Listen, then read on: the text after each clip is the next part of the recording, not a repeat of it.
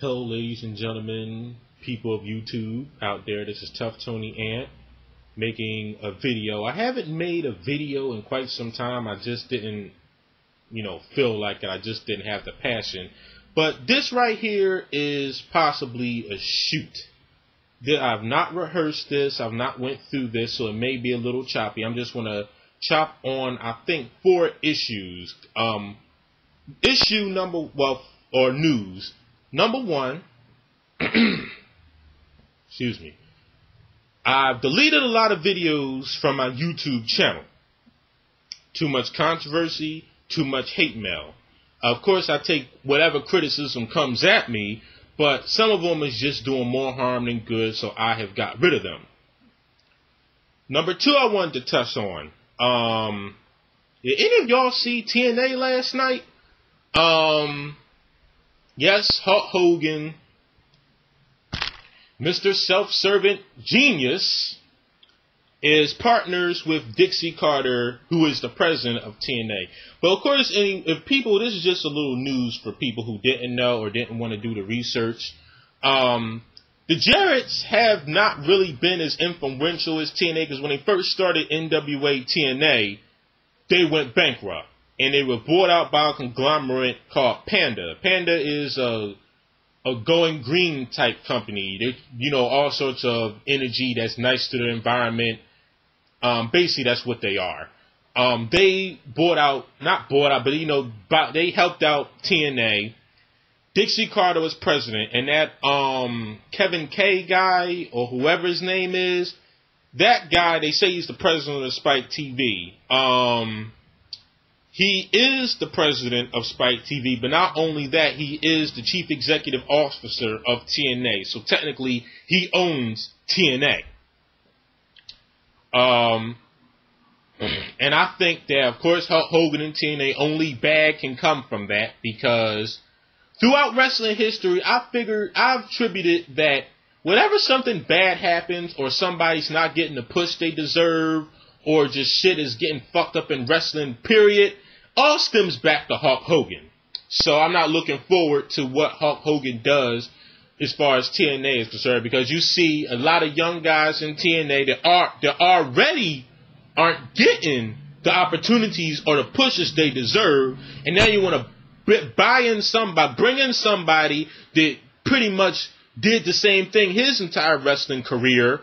So this is more young people that Hulk Hogan can piss on. Just like he pissed on Bret Hart and all the other dudes that he didn't want to push. I'm not looking forward to that at all. No, I'm not. But see, now I can see why TNA got rid of a lot of talent to pay his ass. And with all the fucking money that Hulk Hogan's making off of royalties and all that stuff, Hulk Hogan could have came in for business and gave a little bit of his money. He didn't have to take a fucking paid position, but that's fucking greed for you. That's Hulk Hogan being typical Hulk Hogan with his greedy fucking ass. And of course, I wanted to talk about Desmond Wolfe, better known as Nigel McGuinness. I, for one, wasn't looking forward with that match. Sure, he had a great debut last week. He whooped Kurt's ass. And whenever somebody whoops Kurt Angle's ass, I applaud. Because I was never a fan of Kurt Angle, ever. Period. I don't care. Inside the ring, outside the ring, under the ocean, in the sky, in the motherfucking space, I don't care. I'm never a fan of Kurt. I was never a fan of Kurt Angle. And to this day, I'm not a fan of Kurt Angle. Am I saying he's horrible in the ring? No. He's a great wrestler. It's just that in TNA, he's not doing much wrestling. He's not doing what I know Kurt Angle to do. Well, I was not looking forward with that, man. I think it should have been promoted and saved for a pay-per-view. And I didn't even care about what was going on, because I knew it was going to be a horrible match. I didn't care what the fuck was going on in it. I was just wanted to see Nigel McGuinness, Desmond Wolfe, hit Kurt Angle with the fucking lariat. And Lord have mercy that he hit him with a lariat. That's all I wanted to see. That was delivered. I'm fucking happy. And as far as Bound for Glory is concerned, the match Kurt had with Matt Morgan was okay. It was one of the better works that Kurt Angle had in his tenure of TNA, because Kurt Angle has done nothing but shit in TNA, and I think TNA started to fucking decline when they brought the son of a bitch in. But I'm not going to talk about Kurt. Okay, so now we're going to hit on my other thing. I'm going to make a couple clear-ups about a couple of my videos. Not a couple, just one in particular. We're going to touch on Bret. Now, I'm not hating on Bret. I'm not going to hate on Bret. This right here, I'm probably going to give Bret Hart more respect than I've probably ever had in my entire life. I critique one fucking match. Hogan and Bret in WCW. The match that wasn't promoted. The match that just seemingly came out of nowhere. And Hulk Hogan is notorious for having horrible matches. Bret is better than that. And I don't know if I may have said that Bret never wrestled a good match. And if I did, I apologize. Because when Bret had a match with someone who could entertain, like in the WWF, Bret had numerous good matches. He had great matches. That's more than I can say besides the match. But I'll get to WCW later. But Bret had great matches in WWE. I mean, he had mediocre tag matches. I could care less about the fucking Hart Foundation. Bret left that, went to mid-card, got the Intercontinental title, and I, for one, didn't really enjoy the Bret Hart-Roddy Piper match. I really never thought that Roddy Piper was that good in the ring, but he worked with Bret. He made Bret look good. Bret made him look good, and it all worked out the way it was supposed to.